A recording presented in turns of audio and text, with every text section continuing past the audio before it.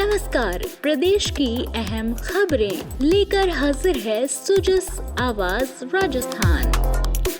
Sujas podcast में मेधा से आप सुन रहे हैं प्रदेश की खास खबरें। नजर सबसे पहले आज की हेडलाइंस पर। मुख्यमंत्री भजनलाल शर्मा ने वडोदरा में राजस्थानी समाज द्वारा आयोजित सम्मान समारोह में उपस्थित प्रबुद्ध जनों को किया संबोधित। दोनों राज्यों के बीच व्यापारिक और सामाजिक संबंधों को प्रगाढ़ करने के महत्वपूर्ण प्रयासों की दी जानकारी। मुख्यमंत्री ने जनसुनवाई में आमजन से किया आत्मीय संवाद, समस्याओं को सुनकर किया प्रभावी निस्तारण। और 14वें ग्रेट इंडियन ट्रैवल बाजार के अवसर पर देशी विदेशी मेहमानों के सम्मान में हुआ रात्रि भोज। उप मुख्यमंत्री दिया कुमारी ने कहा, राजस्थान एक ट्रैवल मार्ट नहीं बल्कि संभावनाओं का मंच।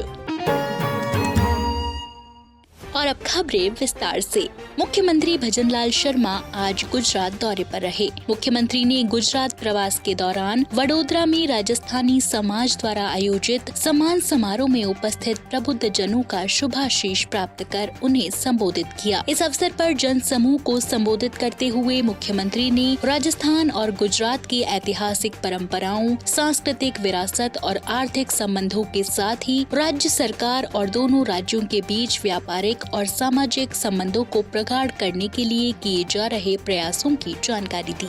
निश्चित रूप से मैं आपको राजस्थान के 8 करोड़ उन मेरे प्रदेश वासियों की तरफ से आपको बहुत बहुत हार्दिक शुभकामनाएं देता हूँ, आपको बधाई देता हूँ। मैं ये जानता हूँ कि हमारे बुजुर्ग वहाँ से देश के अन्य कोनों में किस तरह से आए, उस समय की क्या परिस्थिति थी। उन्होंने जो रास्ता चुना पूरे देश में व्यापार का, पूरे देश में काम का, और उसके बाद वो पूरी दुनिया में भी छा गए। लेकिन मुझे खुशी इस बात की है कि आज भी आप राजस्थान की और शक्ति की, भक्ति की धरती, संस्कार की धरती और विचार की धरती को लेकर के आप अपना नाम पूरी दुनिया में रोशन कर रहे हैं। इसकी बहुत बड़ी खुशी है।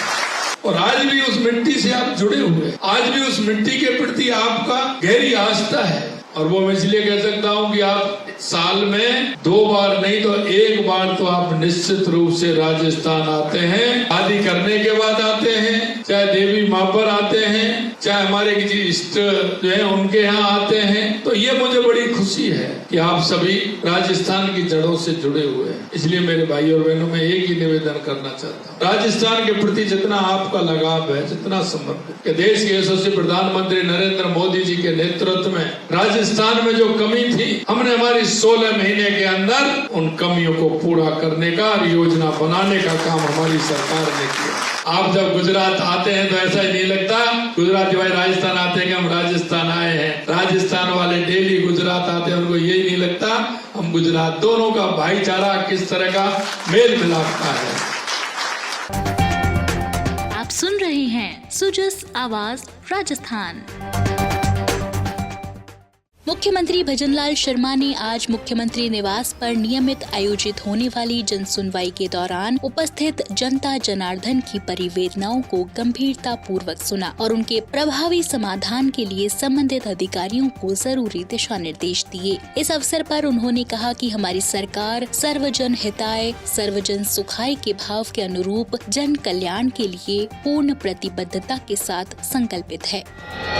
इससे पहले मुख्यमंत्री भजनलाल शर्मा ने विद्याधर नगर स्टेडियम में आयोजित हो रही शिव पुराण कथा का श्रवण किया। उन्होंने कथावाचक पंडित प्रदीप मिश्रा का दुपट्टा ओढ़ाकर अभिनंदन किया। मुख्यमंत्री ने शिव भगवान की आरती कर प्रदेश की खुशहाली और आमजन की सुख समृद्धि की प्रार्थना की। श्री शर्मा ने शिव महापुराण कथा कार्यक्रम में बड़ी संख्या में उपस्थित श्रोतागणों को संबोधित करते हुए कहा कि जयपुर की पवित्र भूमि पर भगवान शिव की महिमा कथा का आयोजन हो रहा है, जो कि हम सभी के लिए परम सौभाग्य की बात है। उन्होंने कहा कि भगवान शिव कैलाशपति, भोलेनाथ और विश्वनाथ के रूप में पूजे जाते हैं। ऋषि मुनि, संत और महंत भगवान शिव के गुणों का कथा वाचन कर समाज को मार्ग दिखाते हैं। उन्होंने कहा कि भगवान शिव की कृपा से ही जीवन में शांति, समृद्धि और सकारात्मकता का संचार होता है। शिव महापुराण केवल एक ग्रंथ नहीं बल्कि जीवन को सार्थक बनाने का एक दैवीय दिव्य दर्शन है। उन्होंने कहा कि आज हम एक ऐसे युग में जी रहे हैं जहां सनातन धर्म का पुनर्जागरण हो रहा है। उज्जैन में महाकाल लोक का भव्य निर्माण और वाराणसी में भगवान विश्वनाथ के कॉरिडोर का विकास इसका जीवंत प्रमाण है। उन्होंने कहा कि केदारनाथ, सोमनाथ और बद्रीनाथ का बदला हुआ स्वरूप भी सभी देख रहे हैं। इन सब से हमारी संस्कृति और आध्यात्मिक विरासत भी विश्व पटल पर गौरव प्राप्त कर रही है। उन्होंने कहा कि प्रयागराज में आयोजित महाकुंभ में विश्व भर के लोगों का आकर पवित्र स्नान करना हमारी सनातन संस्कृति की विराटता को दर्शाता है। श्री शर्मा ने कहा कि इस कथा के जरिए बहने वाली भक्ति की रस धारा को सुनने के लिए बड़ी संख्या में उपस्थित मातृशक्ति को देखकर उन्हें बड़ी प्रसन्नता हुई। उन्होंने कहा कि राजस्थान शक्ति और भक्ति की धरती है। उन्होंने कहा कि राजस्थान में इस तरीके के आयोजन होने चाहिए जिससे हमारी विरासत, संस्कृति और सनातन को मजबूती मिलेगी।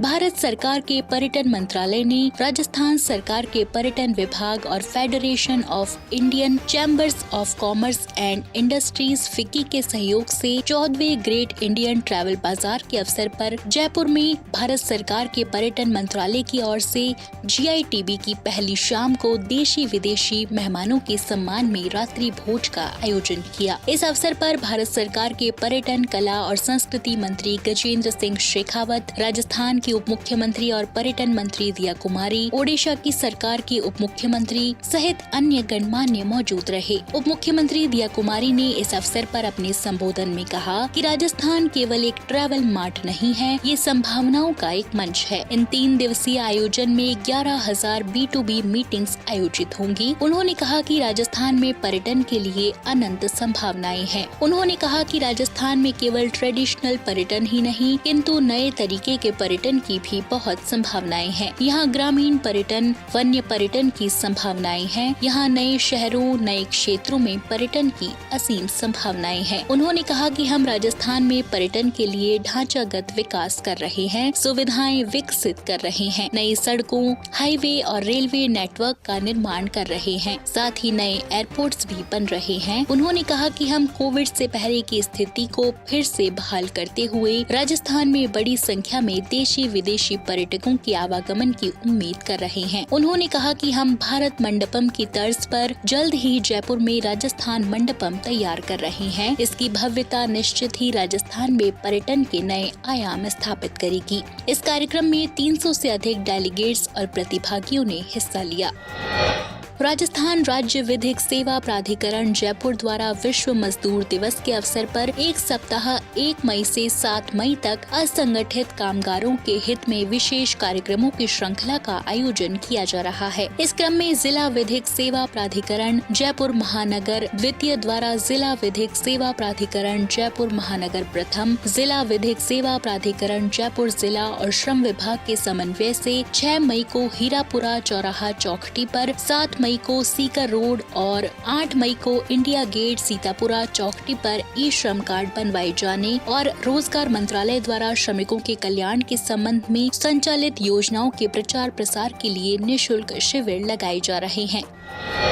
राजस्थान के नगरीय क्षेत्रों में स्वच्छता के क्षेत्र में एक और स्वर्णिम अध्याय जुड़ा है, जब राज्य के नगरीय विकास और आवासन मंत्री झाबर सिंह खर्रा द्वारा 14 नगरीय निकायों में निर्मित 17 सामुदायिक, सार्वजनिक और पिंक शौचालय का लोकार्पण किया गया। इन शौचालयों का निर्माण स्वच्छ भारत मिशन शहरी 2.0 के अंतर्गत कुल 5.07 करोड़ की लागत से पूरा हुआ। इन 17 शौचालयों में 7 सामुदायिक, 5 सार्वजनिक और 5 पिंक शौचालय शामिल हैं, जिनकी विशेषता है आधुनिक सुविधाएं, दिव्यांग अनुकूल ramp, sanitary pad, vending machine, wash basin, स्वच्छता किट्स और रखरखाव के लिए नियुक्त केयर टेकर। इस अवसर पर झाबर सिंह खर्रा ने कहा कि आज का ये आयोजन केवल शौचालय का उद्घाटन नहीं बल्कि एक स्वस्थ, सुरक्षित और सम्मानजनक जीवन की दिशा में हमारा संकल्प है। गांधी जी का सपना और मोदी जी का मिशन आज राजस्थान में साकार हो रहा है। देश के प्रधानमंत्री नरेंद्र मोदी के मार्गदर्शन और मुख्यमंत्री भजनलाल शर्मा के कुशल नेतृत्व में राज्य सरकार आमजन को स्वच्छ, स्वस्थ और सुरक्षित जीवन देने के लिए निरंतर प्रयासरत है। उन्होंने कहा कि पिंक टॉयलेट्स की पहल नारी सम्मान और स्वच्छ समाज की दिशा में मील का पत्थर साबित होगी।